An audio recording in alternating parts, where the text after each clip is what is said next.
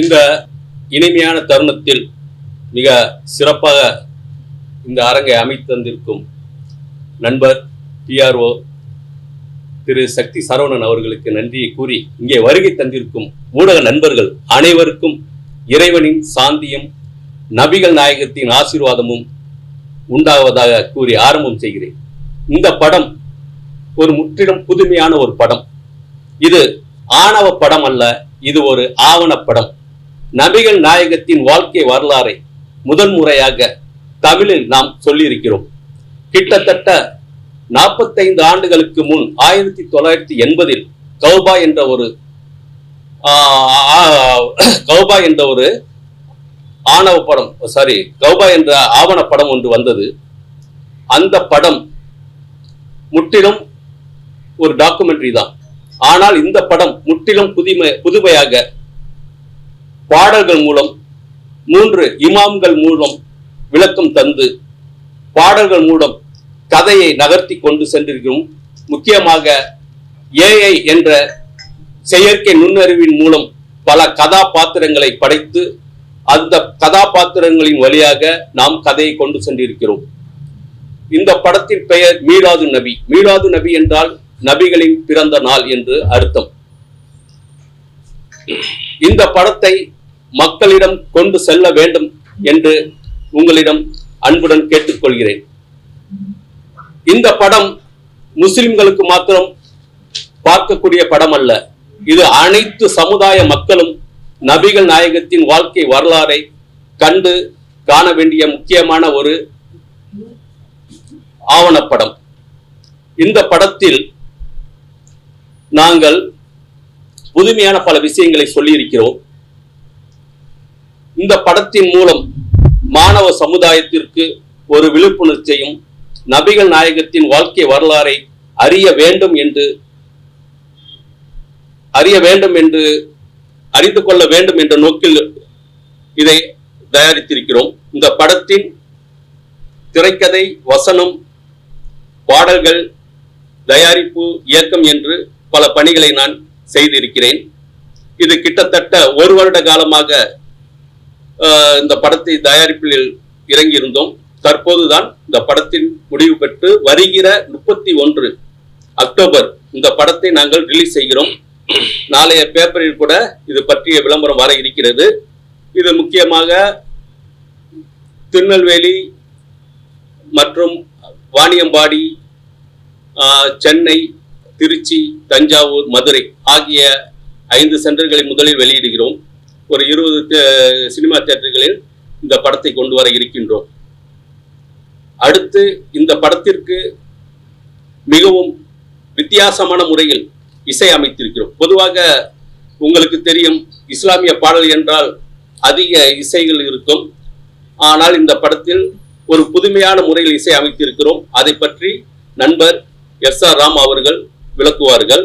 மேலும் இப்படத்திற்கு நான் அழைத்த நண்பர்கள் மிக அருமையாக வந்து திரு சம்சுதீன் அவர்கள், ரஹிமா அவர்கள், பரிதா அவர்கள் மற்றும் அனிஃபா மகன் நௌசாத் அவர்கள் மிக அருமையான முறையில் மிகவும் இனிமையான குரலில் பாடியிருக்கிறார்கள். இந்த படத்தில் மொத்தம் 10 பாடல்கள் இருக்கின்றன, பிளஸ் ஒரு ஆங்கில பாடலும் இருக்கிறது. இந்த படம் கிட்டத்தட்ட 2 மணி நேரம் ஓடக்கூடியது. இந்த படத்தை நான் ஒரு சில மாற்று மத சகோதரிகளும் போட்டு காட்டினேன். அவர்கள் இந்த படத்தை பார்த்துவிட்டு சொன்ன ஒரே பதில் என்னவென்றால், நீங்கள் இஸ்லாத்தை பற்றி ஒரு படம் எடுத்திருக்கிறீர்கள், அதை வந்து பார்த்தால் மத சம்பந்தப்பட்டதுதான் சொல்லி இருப்பீர்கள் என்று சொன்னார்கள். அதனால் நாங்கள் பார்த்துவிட்டு 10 நிமிடத்தில் சென்று விடலாம் என்றுதான் வந்தோம். ஆனால் எங்களை நீங்கள் கட்டி போட்டு விட்டீர்கள். 2 மணி நேரம் நாங்கள் நகரவில்லை. அடுத்து என்ன நடக்கும் என்று ஒவ்வொரு காட்சிகளும் ஒவ்வொரு அந்த ஸ்கிரீன் பிளேயும் நீங்க அழகா அமைத்திருக்கிறீர்கள். கடைசி வரை நாங்கள் இருந்து இந்த படத்தை பார்த்தோம், கண்டு ரசித்தோம், தெரிந்து கொண்டோம். எங்களுக்கு தெரியாத பல விஷயங்களை இதை நாங்கள் தெரிந்து கொண்டோம் என்று சொன்னார்கள். இதுவே படத்தினுடைய வெற்றியாக நான் கருதுகிறேன். அடுத்து நண்பர் ராம் அவர்களை நான் பேச அழைக்கின்றேன். நன்றி. அனைவருக்கும் வணக்கம். நான் இசையமைப்பாளர் SR Ram. First of all மிக்க நன்றி மிலத் அஹமத் சாருக்கு. மிலாதுன் நபி அப்படின்னு ஒரு ஆக்சுவலாக வந்து இது ஒரு எபிக் ஸ்டோரின்னு சொல்லலாம். இன்னும் நம்மளுக்கெல்லாம் தெரிஞ்சது மிலாது நபின்னா கவர்மெண்ட் ஹாலிடே, சண்டே மாதிரி அது ஒரு லீவ் டே, பிரியாணி கிடைக்கும், இது மட்டும்தான் நம்மளுக்கு தெரியும். ஆனால் மிலாது நபின்னா என்னன்றது வந்து அந்த அவேர்னஸ் யாருக்குமே கிடையாது. ஏன்னா நபிகள் நாயகத்தை பற்றி இப்போ நீங்கள் பார்த்து ஜீசஸ் பார்த்தீங்கன்னா ஒரு ஸ்டோரி இருக்கும், புத்தரை பற்றி ஸ்டோரி இருக்கும். பட் நபிகள் நாயகத்தை பற்றி ஸ்டோரி வந்து பெருசாக நீங்கள் பாப்புலர் கிடையாது. சரி நம்ம பண்ணுவோம், ஒரு ட்ரை பண்ணுவோம். சார் வந்து இஸ் ஃப்ரம் சிங்கப்பூர் ஆக்சுவலி. வந்து இந்த மாதிரி வந்து மிலாது நபிக்கு ஒரு படம் பண்ணுறேன், நீங்கள் மியூசிக் பண்ணுங்கன்னா சரி லெட்ஸ் ட்ரை, ஒரு நல்லா டிஃப்ரெண்ட்டாக பண்ணும் சார்னு ஃபஸ்ட்டு வரும்போதே கொடுத்துட்டாரு. சரி இந்த படம் ஸ்டார்ட் பண்ணால் எத்தனை சாங் சார்னா, சரி நான் ஒரு 1 2 3 சாங் இருக்குன்னு நினச்சேன். பார்த்தா கண்டினியூஸாக அது பாட்டுக்கு போகுது, ஒரு 10 பாட்டுக்கிட்ட. பட் என்னன்னா எல்லா சாங்குமே வந்து it's connected to the story. அதாவது வந்து ஸ்டோரி டெல்லிங் வந்து நிறையவே இருக்குது. கதையாக அப்படியே சொன்னாலும் எல்லாம் போர் அடிச்சிடும், மியூசிக்காக சொன்னாலும் போர் அடிச்சிடும். பட் இது வந்து டோட்டலாக ஏஐ யூஸ் பண்ணி ஒரு பக்கம் வந்து இந்த இமாம்கள் வந்து இந்த கதையை நரேட் பண்ணுற மாதிரி, இன்னொரு பக்கம் அதை அப்படியே புரிய வைக்கிறதுக்கு ஒரு சாங்காக போகிற மாதிரி, இல்லை அந்த சீக்வன்ஸுக்கு ஏற்றாப்புல ஒரு சாங்கு. அதுக்கப்புறம் பார்த்தீங்கன்னா ஏஐயில் வந்து உண்மையாகவே சொல்கிறேன், ஏஐயில் ரொம்ப அழகாக அந்த ஒரு கேரக்டர்ஸுக்கும், ஏன்னா நம்ம இப்போது டெக்னாலஜி இல்லாமல் நம்ம நார்மலாக ஆர்டிஸ்ட்லாம் போட்டு எடுத்தால் ஒரு மிகப்பெரிய பிரம்மாண்டமான ஒரு பட்ஜெட்டில் தான் செய்யணும் அது. பட் ஏஐயில் வந்து இவர் அந்த ஏஐ இந்த படத்துக்காகவே ஏஐ படிச்சுட்டு அதை எடிட் பண்ணி அவர் எடுத்துகிட்டு வந்து கொடுக்கும்போது எனக்கு உண்மையாக ரொம்ப மிக பிரமிப்பாக இருந்தது ஆக்சுவலாக. அண்ட் ரெண்டாவது விஷயம், படத்துக்கு மியூசிக் ஆர்ஆர் பண்ணும்போது நான் படத்தோட வந்து ஃபுல் அண்ட் ஃபுல் கனெக்ட் ஆகிட்டேன். எப்படின்னு பார்த்தீங்கன்னா இந்த படத்தில் வந்து ஒரு அந்த சீக்வன்ஸும் வந்து நம்மளுக்கு தெரியாத ஒரு விஷயத்தை கற்றுக்கும் போது வாட்ஸ் நெக்ஸ்ட். ஏன்னா நான் வந்து பேசிக்கலாக நம்ம ஹிந்து. ஸோ ஒரு முஸ்லீம்களை பற்றி நபிகள் நாயகத்தை பற்றி ஒரு ஸ்டோரி சொல்கிறாங்கன்னா ஜீசஸ் பற்றி எல்லாருக்கும் ஸ்டோரி தெரியும். பட் நபிகள் நாயகம் ஸ்டோரியே தெரியாத ஒருத்தன் உள்ளே உட்காந்து பார்க்கும்போது படத்தை வந்து எப்படி, நான் ஒரு படம் ஆர்ஆர் பண்ணும்போது எப்படியும் குறைஞ்சபட்சம் ஒரு 15 to 20 days ஆகும். எல்லாம் முடிச்சுட்டு திரும்பி நானே ஒரு வாட்டி போட்டு 2-3 வாட்டி போட்டு ரிவ்யூ பண்ணிட்டு ரொம்ப இன்ட்ரெஸ்டிங்காக இருக்கும் ஸ்டோரி. அதுக்கு மேலே ஒரு ஷாக் என்ன கொடுத்தாருன்னா, கதையை நரேட் பண்ணுற, அதாவது வந்து சாப்டராக வரும், அதை நரேட் பண்ணுற ஒரு பாக்கியத்தை எனக்கு மில்லட் சார் கொடுத்துருக்காரு. அது நாங்கள் பத்தாததுக்கு ஒரு குழந்தை வயசு வேணும்னு என்னோட டாக்டரையும் கூப்பிட்டு அதை ஒரு டப் பண்ண வச்சாரு. So nice to be a part of Milad Nabi. Thank you so much. Samsudeen sir வந்து ஒரு சாங் 2 சாங் பாடியிருக்காங்க. அண்ட் நௌஷாத் அலி அவர் ஒரு சாங் 2 சாங் பாடியிருக்காங்க. ஏர்டெல் சூப்பர் சிங்கர் அந்த ஃபரீதா அவங்க ஒரு 2 சாங் பாடியிருக்காங்க. ரஹீமான் ஒரு சிங்கர், அதான் நாகூர் அனிபாவோட ஃபீமேல் வெர்ஷனாக பாடிட்டு இருக்காங்க, அவங்களும் பியூட்டிஃபுல்லான ஒரு 3 சாங் பாடியிருக்காங்க. ஸோ ஓவரால் ஆல்பம் கேட்டிங்கன்னா ரொம்ப சூப்பராக வந்திருக்கு. ரெண்டாவது விஷயம், இன்ஸ்ட்ருமெண்ட்ஸுன்றது ரொம்ப இருக்காது, பாட்டாக மட்டும்தான் இருக்கும். இன்ஸ்ட்ருமெண்ட்ஸ் ரொம்ப குறைவாக தான் இருக்கும். பட் அதை நீங்கள் சும்மா போட்டிங்கன்னா லைக் ஃபீல் குட் சாங்ஸாக தான் இருக்கும் எல்லாமே. இந்த அடித்தடி இந்த குத்து சாங் அந்த மாதிரி எதுவும் கான்செப்ட் கிடையாது. அண்ட் டிவைன்றதுல ஒரு எக்ஸ்ட்ரீமாக போகும். என்னதான் பண்ணியிருக்காங்க பார்க்கணுன்னு உங்களுக்கு அந்த சாங் கேட்கும்போதே தோணும். ஸோ அந்த அளவுக்கு ஒரு ஆப்பர்ச்சுனிட்டி கொடுத்த மிஸ்டர் மில்லத் அஹமதுக்கு ரொம்ப நன்றி. And let's wait for the success. Thank you so much. And Thiru Samsudeen sir வந்து பாட்டு பாடியிருக்காரு, அவர் இந்த பாட்டை பற்றி உங்களுக்கு சொல்லுங்கள். அனைவருக்கும் வணக்கம். நான் வந்து லேபேக் சிங்கர், நிறைய ஆர்கெஸ்ட்ரா, ஜென்டில்மேன் ஆர்கெஸ்ட்ரா கேள்விப்பட்டிருப்பீங்க என்னுடையது. நான் வந்து யாருன்னா மறைந்த பின்னணி பாடகர் ஷாவுல் அமீதுடைய ஓன் பிரதர் தான். எனக்கு வந்து இந்த அருமையான வாய்ப்பினை கொடுத்த அருமை நண்பர் மில்லத் அஹமது அவர்களுக்கு மனமார்ந்த நன்றி.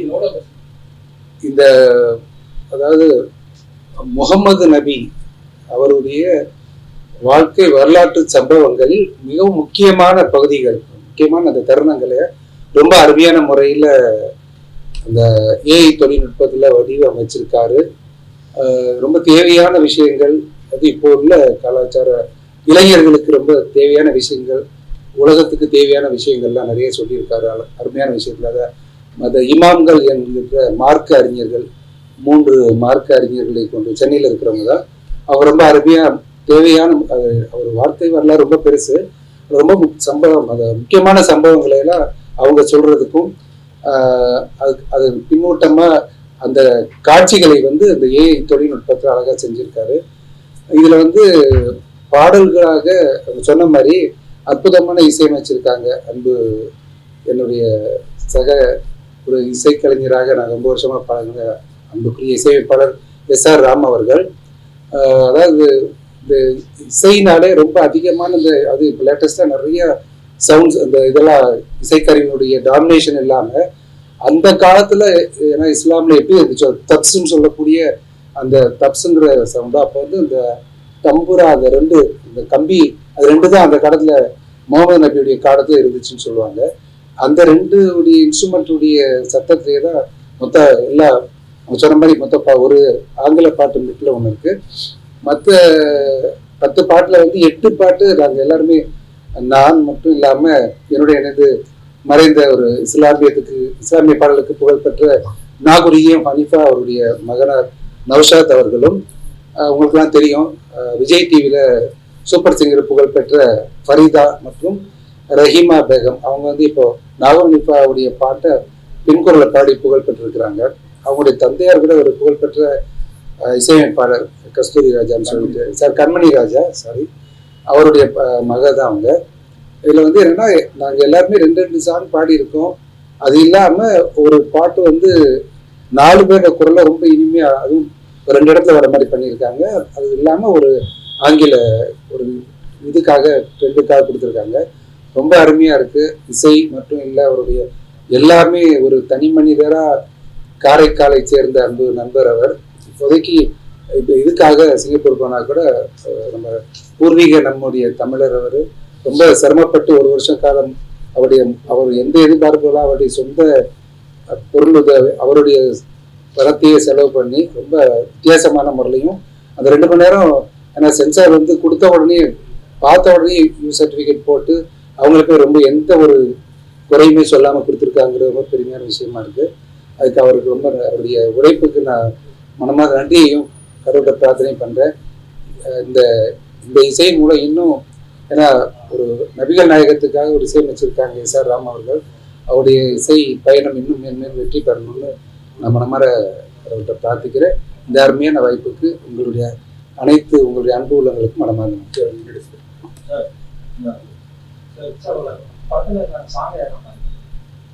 ஓகே. அதில் அதாவது ப்ராஃபட்னுடைய புகழ் அது அரபில் வர்ற வார்த்தை தான். அது வந்து என்னன்னா அவங்க நபிகள் நாயகத்துக்கு வேற ஒரு புகழ் மாலை மாதிரி வர்றது. நீங்கள் இந்த வார்த்தைகள் நிறைய கேட்டிருப்பீங்க. சலாத்துல்லா சலாமுல்லா அலா தாஹா ரசூலில்லா சலாத்துல்லா சலாமுல்லா அலா யாசீன் ஹபீபில்லா. சொல்லுங்கள் சலவாத்து சொல்லுங்கள் தினம் 10 சொல்லுங்கள் சலவாத்து சொல் கிடைத்திடுமே பரக்கத்து.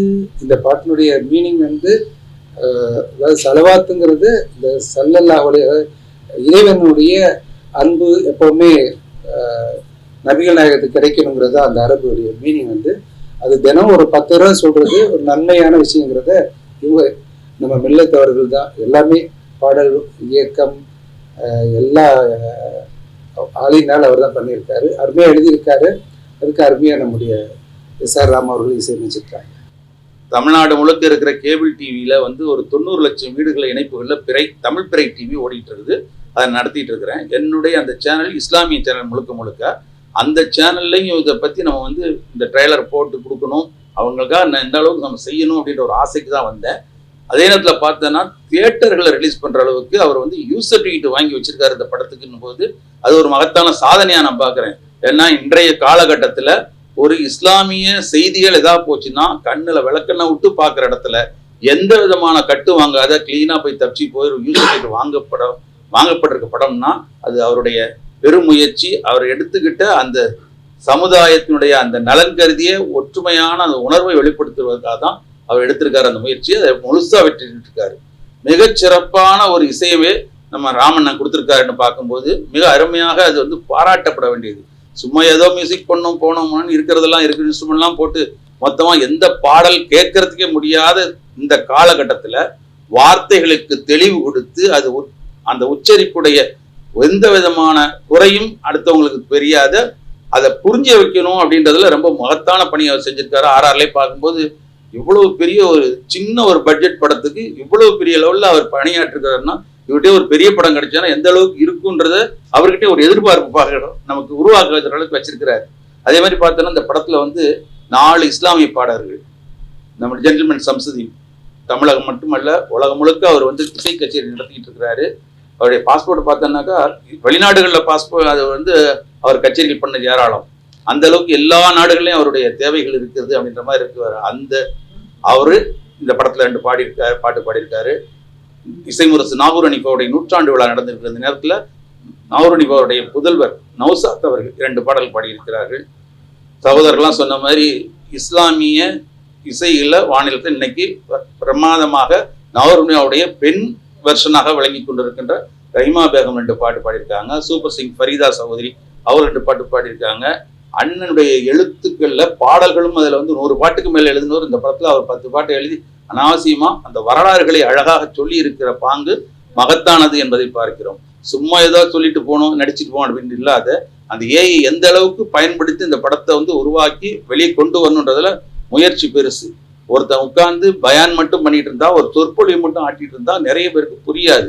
ஆனா அதே ஒரு விஷுவலா கொடுத்தா எந்த அளவுக்கு அது எஃபெக்ட் ஆகுன்றத உணர்ந்ததுனாலதான் அவர் ஆந்தைன்னு ஒரு படத்தை ஏற்கனவே எடுத்து பழக்கப்பட்ட அந்த எல்லா தகுதியும் உள்ளவர்ன்றதான் இந்த படத்தை அவர் எடுக்கணும்ன்றது. இது கமர்ஷியலா அவர் எடுக்கணும்னு நினைக்கல, தன்னுடைய இதயத்தினுடைய வெளிப்பாட்டை அவருக்கு காட்டணுன்றதை எடுத்திருக்காரு. அதுல நிச்சயம் வெற்றி பெறுவார் என்ற நம்பிக்கை எனக்கு இருக்குது. இந்த படத்துல பார்த்தோன்னா அப்ரஹா வரலாறு, பத்ரு யுத்தம், ஹிஜ்ரத்து, மேராஜ், மக்கா வெற்றி, உலகத்துல இருக்க பெரிய பள்ளிவாசலுடைய அந்த வீடியோஸு, அபுதாலிஃபு, பஹீரா, வராக்கா, அபுஜஹீலு, உத்துபா அப்படின்ற அந்த கேரக்டர்ஸ் எல்லாம் வந்து ஏஐல உழவ விட்டு இருக்கிறாரு. பார்ப்பதற்கும் கேட்பதற்கும் அதன்படி நடப்பதற்கும் நமக்கு ஒரு வாய்ப்பு இதில் இருக்கும். இந்த படம் பட்டி தொட்டி எங்கும் இருக்கின்ற மக்களிடத்திலே போய் சேர வேண்டும். அதன் மூலமாக சமுதாயத்தினுடைய ஒரு நல்லுணர்வு அதில் இருக்க வேண்டும் என்ற அந்த நம்பிக்கையும் வாழ்த்தையும் நான் உரித்தாக்குகிறேன். படம் வெற்றிகரமாக அமையும். தியேட்டர்ல மட்டும் இல்லாத அண்ணா ஓடிடிலாம் கொடுப்பாங்க, அது இல்லாம கேபிள் டிவிலையும் அவர்கள் அனுமதி கொடுத்தால் போடுவோம், தயாரா இருக்கிறோம். இந்த படத்துக்கு எல்லா வகத்திலையும் பொதுமக்களும் ஆதரவும், அரசும் இதற்கு வரி விலக்கு கொடுக்கணும் அப்படின்றதையும் ஒரு வேண்டுகோளாக விடுத்து விடைபெறுகிறேன். நன்றி. ஆன்லைன் ஒரு படம் பண்ணீங்க, அதுல வந்து பாத்தீங்கன்னா ஆர்டிஸ்ட் வச்சு நடிக்க வச்சுங்க. இப்போ அந்த படத்துக்கு வந்து ஏஐ எவ்வளவு டிஃப்ரெண்ட் இருக்கு சார்? எவ்வளவு டஃபா இருக்கு? ஆந்தை வந்து நம்ம கமர்ஷியலா பண்ணோம். ஆந்திலேயே பாத்தீங்கன்னா நான் வந்து ஒரு ரெக்கார்ட் பிரேக் பண்ணேன். அது உங்க எல்லாருக்குமே தெரியும். அது இந்தியா புக் ஆஃப் ரெக்கார்ட்ஸ், அப்புறம் லண்டன் புக் ஆஃப் ரெக்கார்ட்ஸ். அந்த ஆந்தையில வந்து முதல் படம் எனக்கு ஆந்தை. முதல் படத்துல வந்து நம்ம 10 துறைகள் செஞ்சோம். ஒரு சினிமா பொதுவாக வந்து 24 துறைகள் தான் இருக்கு. அதுல 10 துறைகளை செஞ்சு அது வந்து தனிப்பட்ட முறையில வந்து ஒரு ரெக்கார்ட் பிரேக் பண்ணோம். அதே மாதிரி இந்த படத்துல பாத்தீங்கன்னாக்கா இதுல கிட்டத்தட்ட ஆல்மோஸ்ட் அதே மாதிரி தான். கதை முடியாது, திரைக்கதை, வசனம், பாடல்கள், இயக்கம், தயாரிப்பு, இந்த ஏஐ கிரியேஷன்ஸ் ரொம்ப சேலஞ்சிங் எங்களுக்கு. ஏன்டா இப்போதான் ஏஐ தொழில்நுட்பம் வந்துகிட்டு இருக்கு. இப்போ நம்ம என்ன வந்து நம்ம அந்த இன்புட் கொடுக்கணுமோ அது அவுட்புட் வரும். இப்போ ஆரம்ப காலத்தில் கம்ப்யூட்டர் பார்த்தீங்கன்னா நம்ம டைப் பண்ணாக்கா அது மேலே கீழே போயிட்டு இருக்கு. அது மாதிரி தான் இப்போ ஏஐ நம்ம ஏதாவது ஒன்று கொடுத்தா அது ரிசல்ட் வேற மாதிரி காட்டுது. அந்த ப்ராம்ப்ட் வந்து நம்ம கரெக்டாக இன்னும் வந்து அது மிஷின் கோட் வந்து இன்னும் அதை அக்செப்ட் பண்ண முடியல. அதுல பாத்தீங்கன்னாக்கா நாங்க ஒரு கேரக்டர் கொடுத்தாக்கா கண்ணு வந்து நெத்திக்கு போயிடும், மீது எல்லாமே இருக்கும். அப்புறம் அதை திரும்ப பண்ணாக்கா அது வேற பிக்சர் ஆகும், உருவம் வேற மாதிரி இருக்கு. அப்புறம் இதை நாங்க என்ன ரொம்ப கஷ்டப்பட்டோம், இது என்ன பண்ணலாம் அதுன்ட்டு. அப்புறமா நாங்க வந்து ஒரு கேரக்டரை வந்து போட்டோஷாப்ல கொடுத்து வடிவமைச்சு அதுக்கப்புறம் அதுக்கு என்னென்ன பண்ணு இது பண்ணுன்னு சொல்லிட்டு அப்படிதான் பண்ணி அதை கொஞ்சமா மூவிங் இதெல்லாம் கொடுத்து எல்லாம் இது பண்ணு. இதுலதான் எனக்கு ரொம்ப நாள் ஆயிடுச்சு. இது கிட்டத்தட்ட ஒரு 6 மாச காலம் இந்த ஏஐ இதுக்காகவே நம்ம உட்காந்து செலவு பண்ணி கரெக்டாக உட்காந்து செட் பண்ணோம். அது ரொம்ப ஒரு பெரிய சேலஞ்சிங். அது அதே மாதிரி பட்ஜெட் ஓகே சார். ஏன்னாக்கா இதுல வந்து எல்லா துறையும் இந்த படத்துல இன்னொரு பாத்தீங்கன்னாக்கா நான் டைரக்ஷன் பண்ணியிருக்கேன், ஆனா ஒரு அசிஸ்டன்ட் டைரக்டர் கிடையாது. சினிமாக்கு அசிஸ்டன்ட் டைரக்டர் வேணும், ஆனா அது கூட இல்லாம எல்லாமே A to Z எல்லாமே பண்ணியிருக்கோம். அதனால எனக்கு சம்பளம்லாம் போட்டாக்க இது இப்போ கிட்டத்தட்ட ஒரு 60 லட்ச ரூபாய்க்கு வந்திருக்கோம். அதனால நம்ம ஓன் அந்த நிறைய இது கட் ஆஃப் பண்ணி இது பண்ண ஒரு லோ பட்ஜெட் படத்தில் தான் நம்ம பண்ணியிருக்கிறோம். அப்புறம் இந்த படத்துல வந்து இன்னொரு முக்கியமான இது பார்த்தீங்கன்னாக்கா, இந்தியாலேயே இதுதான் முதல் ஏஐ இஸ்லாமிக் டாக்குமெண்ட்ரி ஃபிலிம். இது டாக்குமெண்ட்ரி ஃபிலிம் தான் இது. அதாவது இது தேட்டர் நான் சென்சார் வாங்கியாச்சு. சென்சார் வாங்கி அவங்க ஒரு பார்த்துட்டு கூப்பிட்டாங்க. பார்த்து முடிஞ்சு நான் அங்கே தான் இருந்தேன். கூப்பிட்டாங்க, உடனே கூப்பிட்டாங்க. இமிடியேட்டா யாரும் சொல்றாங்க டிஸ்கஸ்லாம் பண்ணுவாங்க, இது அப்படிலாம் பண்ணல. உடனே இமிடியேட்டா கூப்பிட்டாங்க. கூப்பிட்டு யார் நீதானப்பா டைரக்டர்? ஆமா நான் ப்ரொடியூசர் நீதானா? இதுதான் ஃபர்ஸ்ட் படமா? இல்லை சார், இதுக்கு முன்னாடி நான் ஆந்தியில் ஒரு படம் பண்ணேன், நீங்க கூட அட்வைஸ் பண்ணீங்க இதெல்லாம் பண்ணாத, சைக்கோ இதெல்லாம் இருக்குது, ஒரு நல்ல படமா பண்ணுன்னு சொன்னீங்க. அந்த முயற்சி தான் இது பண்ணுது. இது நல்லா பண்ணியிருக்க, எந்த இதுவும் கிடையாது, யூனிவர்சல் கொடுக்குறோம், எந்த கட்டும் கிடையாது, நல்லா இருக்க, வாழ்த்துக்கள்னு சொல்லி அப்பவே வந்து இது பண்ணி கொடுத்துட்டு போனாங்க. அது ரொம்ப சந்தோஷமா இருந்தது. ஏன்னா நான் அந்த மாதிரி தான் பண்ணேன். இது வந்து ஒரு மத சம்பந்தப்பட்டமான ஒரு இது. அதுல மற்ற மதம் யாருக்குமே எந்த ஒரு பிரச்சனையும் வரக்கூடாது, எந்த இதுவும் பண்ணக்கூடாது. எல்லா மதமும் இதுல அதான் நான் சொல்லியிருக்கேன். முகமது நபி அதான் சொன்னாங்க, எல்லா மதமும் அவங்களுக்கு பெரிய மதம் தான். அது யாருக்கும் ஒரு மதம் உயர்த்தி ஒரு மதம் தாழ்த்தின்னு கிடையாது. எல்லா மதமும் வந்து எல்லாருக்கும். இப்போ நபிகளை பத்தி தான் சொல்லியிருக்கீங்க. நபிகள் அவ்வளவு பேர் இருந்தும் அவருடைய பொன்மொழிகள் எல்லாருக்கும் பிடிக்கும். நிறைய பேர் நானும் பார்த்திருக்கேன். குறிப்பா இவரை பத்தி மட்டும் நீங்க பயோகிராஃபி எடுத்து என்ன காரணம்? முக்கியமா எனக்கு நல்ல அருமையான கேள்வி. ஏன்னாக்கா இல்ல உண்மையில நல்ல கேள்வி. எத்தனையோ தலைவர்கள் இருக்காங்க. ஆனா நீங்க எடுத்துக்க, இந்த உலகத்துல எந்த தலைவர்களும் எடுத்துங்க, அவங்க சொல்றது ஒண்ணு, செய்யறது ஒண்ணு, அதிகமா சொல்றது பொய். ஆனா இந்த முகமது நபி இருக்காங்க இல்லையா, இவங்க வாழ்க்கையில ஒரு நாள் கூட பொய்யே சொன்னது இல்லை சார். இது ஒரு அவர் ஒரு மனிதர் தான். ஒரு மனிதன் வந்து பொய் சொல்லாம இருக்க முடியுமா? முடியாது. ஆனா முகமது நபி அவர்கள் பிறந்ததுல இருந்து இருக்கிற வரைக்கும் இது வரைக்கும் ஒரு வார்த்தை கூட பொய் சொன்னது கிடையாது. அதே மாதிரி சொன்னபடி என்ன சொன்னாங்களோ அப்படிதான் வாழ்ந்து காட்டிட்டு போனாங்க. அதனால இப்படிப்பட்ட ஒரு தலைவர் இந்த உலகத்துக்கு தேவை. இதைதான் மகாத்மா காந்தி அவர்கள் கூட சொல்லியிருப்பாங்க. முகமது நபியின் வாழ்க்கையை, அவர் வாழ்ந்த முறை, அவர் வகுத்த சட்ட திட்டங்கள், இதை வந்து நம்ம இந்தியாவிலையும் நம்ம இது பண்ணா இந்தியா ஒரு நல்ல ஒரு இதா இருக்கு, மத இது பிரச்சனை இல்லாம மத நல்லிணக்கத்தோட இருக்குன்னு சொல்லிட்டு மகாத்மா காந்தி அவர்கள் சொல்லியிருக்காங்க. இந்த படத்துல ஆரம்பத்திலேயே நான் முகமது நபி பத்தி யார் யார் என்னென்ன சொல்லியிருக்காங்க, சுவாமி விவேகானந்தர் என்ன சொல்லியிருக்காங்க, மகாத்மா காந்தி என்ன சொல்லியிருக்காங்க, லியோ டால்ஸ்டாய் என்ன சொல்லியிருக்காங்க, ஒரு முக்கியமான பல தலைவர்கள் என்ன சொல்லியிருக்காங்கன்னா ஆரம்பத்திலே காட்டிட்டு தான் படத்துக்கு உள்ளே போறேன். இன்ட்ரோடக்ஷன்ல அது மாதிரி காட்டியிருக்கேன். நீங்க அந்த படம் பார்க்கும்போது உங்களுக்கு நிச்சயமா புரியும். நல்ல படம் சொல்றீங்க. அது வந்து முகமது நபி வந்து நம்ம நபிகள் ஆகிட்டு மதத்தலைவர்கள் காமிக்கலாம் இந்த படத்தை போட்டு அவங்களுக்கு நிறைய சப்போர்ட் பண்ணுவாங்க. ஆமா, இதுக்கு வந்து முஸ்லீம் லீக் இந்த முதல் ஃபர்ஸ்ட் லுக் போஸ்டர் வந்து இந்திய யூனியன் முஸ்லீம் லீக் அதோட பொதுச் செயலர், ஏன்னா தலைவர் அவங்க வந்து அப்ப துபாயில இருந்ததுனால அபுபக்கர் அண்ணன் அவங்க தான் வந்து இந்த ஃபர்ஸ்ட் லுக் போஸ்டர் வந்து அவங்க தான் வந்து வெளியிட்டாங்க. அவங்களும் படத்தை பார்த்துட்டு நல்லா அருமையா பண்ணியிருக்கீங்க, நல்லா இருக்குது அப்படின்னு சொல்லிட்டு அவங்களே பாராட்டினாங்க. அது பற்றிய செய்தியை வந்து விரைவில் பத்திரிகையில வர இருக்குது. அதே மாதிரி இந்த படத்தோட ஆடியோ, முக்கியமா ஆடியோ வந்து எங்களுக்கு வந்து வெளியிட்டது வந்து அண்ணன் ஸ்ரீகாந்த் தேவா அவர்கள் வந்து திரு சம்சிதி அவர்கள் மூலமா தான் நன்கு அறிமுகம். அவங்க வந்ததுலே கேட்டாங்க, இவருக்கு நண்பர் தான் எஸ்ஆர் ராமு அவர்களுக்கு நண்பர். உடனே பார்த்துட்டு என்னப்பா நீ தான் பண்ணியிருக்கியா மியூசிக்கு, இது ஒரு இஸ்லாமிக் மியூசிக்னு சொன்னாங்க, பாட்டை போடு கேட்குறேன்ட்டு. பாட்டை போடுறதுல அவர் கண்ணை மூடிட்டார். கண்ணை மூட்டு அவர் அப்படியே தலையை மட்டும் அப்படியே அசிந்தார். அப்புறம் கண்ணை முடிச்சு சொன்னார், ஒரு டிவைன் ஃபோர்ஸ் இருக்கு இந்த பாட்டில், நான் கண்ணை மூடிட்டு கேட்கும்போது இறைவனை நேரில் பார்த்து இது மாதிரி அந்த ஃபீல் எனக்கு கொண்டு வருது சொல்லிட்டு அப்புறம் படம் போடும்போது சொல்லுங்க நான் வந்து பார்க்குறேன் அப்படின்னு சொல்லியிருந்தாங்க. நாங்கள் அது இன்ஃபார்ம் பண்ணி அவங்க அன்னைக்கு வர முடியல, வேற ஒரு பணி இருந்ததுனால அவரை வர முடியல. இருந்தாலும் அவர் நிச்சயமா இந்த படத்தை பார்த்துட்டு நான் வந்து என்னோட அபிப்பிராயம் சொல்றேன்னு சொல்லியிருக்காரு.